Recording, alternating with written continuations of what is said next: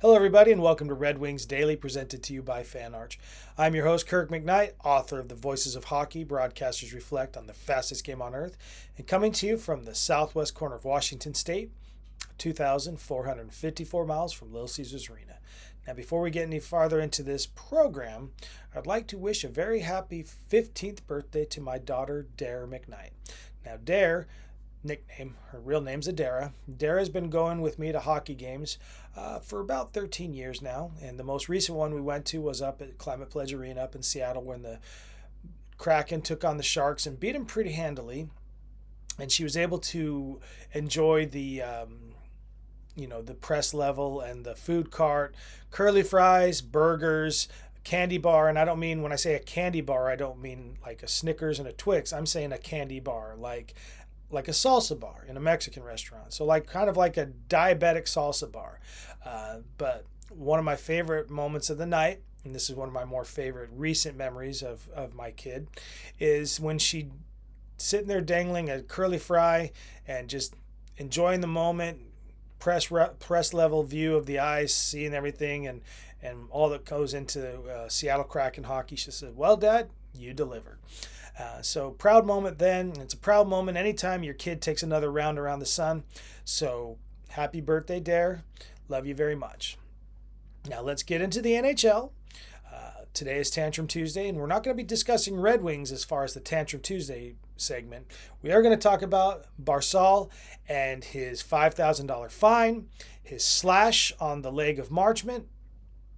It's not as bad as Martin McSorley on Donald Brazier. I don't want to get too much on a soapbox on this. I enjoy violence in hockey. I enjoy the fights and things like that, but I don't like the stick work. Somebody had basically said this on a chat. That Don Cherry years back said, you start like really clamping down on fights more, you're going to see a lot more people using their sticks. And I really hope that's not the direction in which we're going. But yeah, Barzal's little shot on Marchment. Let's rewind the tape a little bit before that slash on his shin, because Marchment wasn't completely innocent in this situation. He took a shot at somebody as they were coming up the ice and they went flying. Maybe, I don't want to say embellishment was necessarily there. When you're going fast and somebody redirects you, you're going to go flying. So Marchment definitely wasn't innocent in this battle. But I still, like I said, I'm not going to be rooting for somebody to go take a stick and just hack away at somebody. There's no room for that in hockey. Like I said, don't want to get on a soapbox about this, but as much as I like fights and as much as I like the intensity and the tomfoolery that can sometimes happen and the fisticuffs, I am never going to be okay, especially after seeing McSorley take Brashear out with that shot to the face. I mean, McSorley, honestly, before that moment, obviously he'd been known as a tough guy and kind of like, rule breaker and things like that. But if you rewind his career enough and you see what he did for those Edmonton Oilers in those years when they were winning Stanley Cups, he was an enforcer and he was very much knowing his role in protecting players like Messier and Curry and obviously Gretzky. So it's kind of a sad way for a career like that to end, to basically be, for all intents and purposes, banished from the NHL, but very deservedly so, though. You take your stick to somebody, especially that high up, hit him in the head with it. Obviously, Barzal didn't go that high. He was just a shin shot, but still, not a cool thing to do. Not a fan of it. And yeah, you get your game misconduct, you get your 5-minute major, and you get $5,000 out of your pocket. So kudos to the league for finding him. Hopefully it puts him on blast and kind of keeps him from doing those kinds of things in the near future, because nobody likes to see somebody get taken out with a stick, especially a vicious stick hit like that.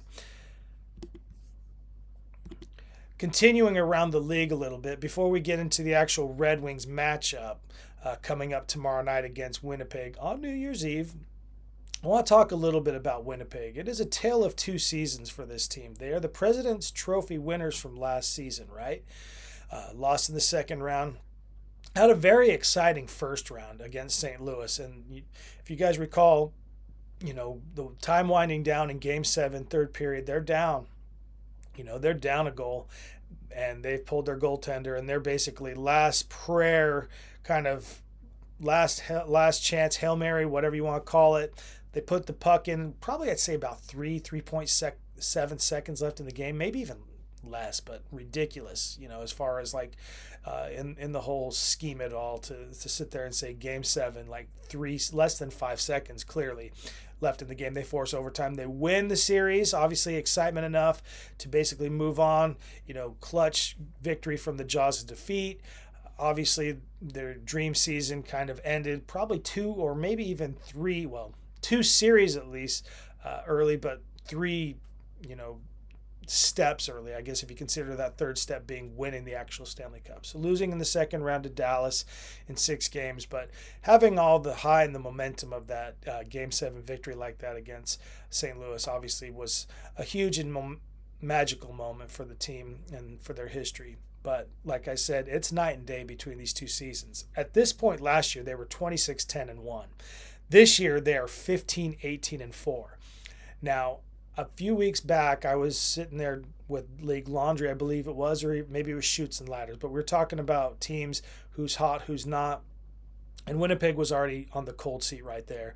And they were about to go even colder because Hellebuck went out and basically was going to be out for a few weeks. Well, he's been back. He's been back for 7 games, and he's only won 3-3 in his 7 games. So this is the reigning Hart Trophy winning goaltender who just ran away with victories last year and just was running away with stats as far as goaltenders go. So, him being back in pads hasn't really helped the Jets this year as far as their chances for climbing back up the ladder over in that Central Division, a very incredibly competitive Central Division.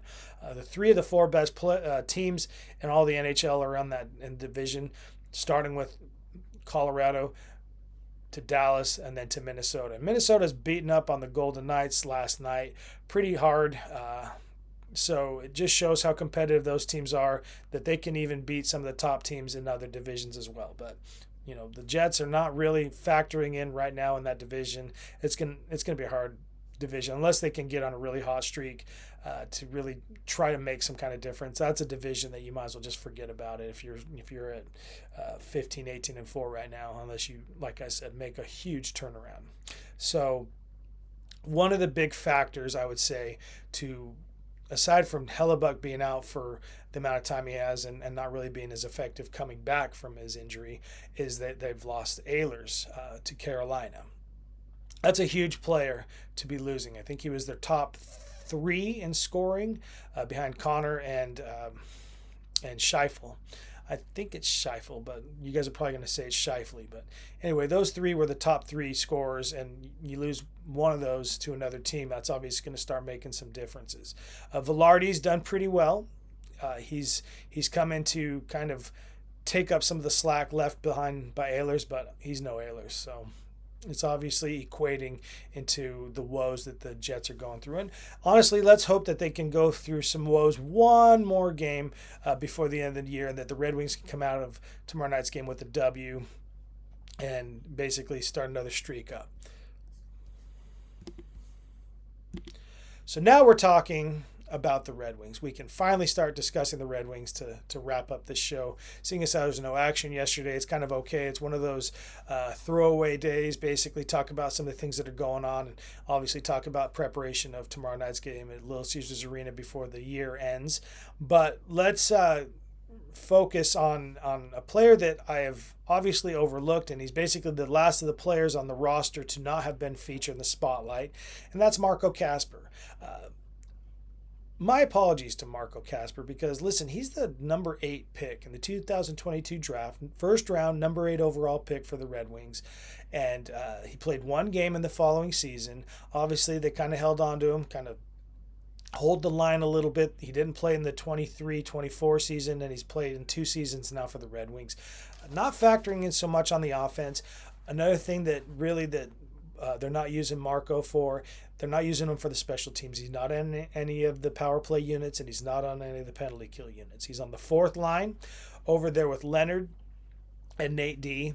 So yeah, he's a little bit farther down the buffet line as far as player personnel go. Kind of more junior member of the firm status right now. But still, 3 goals and 2 assists. But one of the things I was noticing on his stats, though, is he's got 86 hits. And that's got to count for something, to throw around 86 hits like that, to be that kind of presence. Like I said, you're not really there factoring in on the special teams, but still, any kind of little stat here or there, a big number of it can really cause a big difference. So let's just hope that he kind of finds his stride. He had 19 goals last season, career high, obviously, over the 2 full seasons he's played. So he's not really on pace for that. He's only at 3, and we're at the halfway point of the season. So unless he gets a little bit of a turnaround, he's probably not going to match that season high with 19 goals. But still, regardless, keep this machine running, keep those hits going. You'll find your stride there a little bit, maybe get a few offensive points here or there. But obviously he's been a little bit in the discussions as far as being traded, but that also could just be social media clickbait nonsense, because I'm always seeing things where I can't believe Stevie Y did this, and I'm like, I am not clicking that because it's going to eat up my hard drive. So I don't trust those things, so I shouldn't trust anything that says that Casper might be on his way out. Hopefully, if he is staying around, that he can really start padding those offensive stats a little bit more and bringing up those numbers.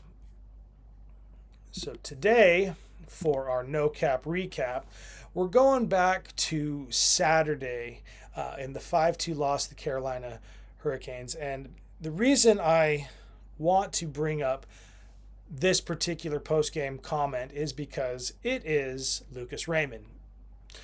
My favorite player on the Red Wings is Kane, but my second favorite is definitely Lucas Raymond. Everybody loves Raymond. I know. I can't stop from saying that.